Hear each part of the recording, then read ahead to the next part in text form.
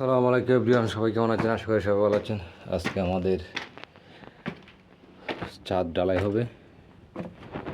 এই দেখতেছেন সিঁড়ি দুইটা, এখানে একটা সিঁড়ি আমাদের সব কমপ্লিট হয়ে গেছে।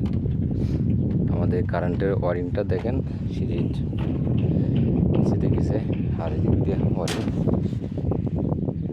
এই দেখতেছেন প্রত্যেকটা সকেট দিছে, এটি সব লাইটের সকেট। আর এখানে এসে ফ্যানের সকেট। এটা 5টা লাইট একটা রুমে। এটা ডবল রুম, ডবল বিল্ডিং একসাথে। মাঝখানে প্লাট বোর্ড দিয়েছি, দেখেন বসাটা জয়েন্টের জন্য। এই যে এখানে দেখেন মাঝখানে ফ্যান, আর এখানে লাইট, এখানে লাইট, এখানে লাইট, এখানে লাইট, মানে লাইটের উপর লাইট, লাইটের নেই।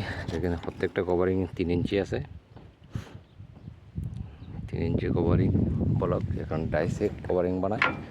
এর 3টে নম্বর সিঁড়ি আমাদের। এদিক থেকে একদিকে 1 মিটার বাড়িয়েছে। এই যে ডাউন সেলার, এটা বাথরুম টয়লেট। এদিক থেকে আছে আরেকটা টয়লেট,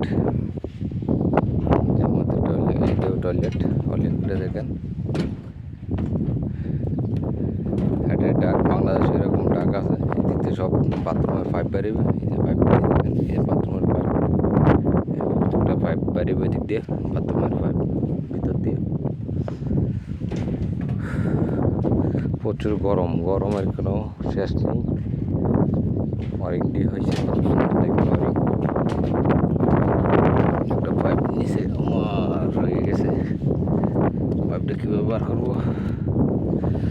এই দেখেন, এইসব পাইপ থাকলে ঢালাই কেরাটাই বেশিরভাগ। হ্যান্ডগ্লোজ আছে, ডালার সময় হ্যান্ডগ্লোজ দিতে হবে। আর একটা প্রত্যেকটা ডিজাইন বাড়িয়েছে, এখানেও ডিজাইন বাড়িয়েছে।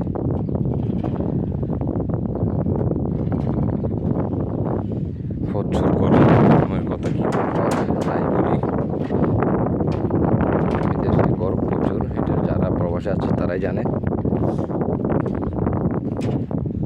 এদিক তো ডাক, এদিক তো পাইপ বেরোবে, টয়লেটের পাইপ রেখে এদিক দিয়ে বেরোবে।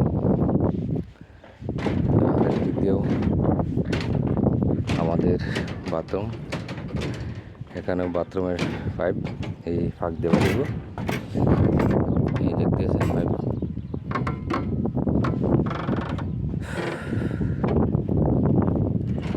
দশ সিন্ডি ডালাই এখানে।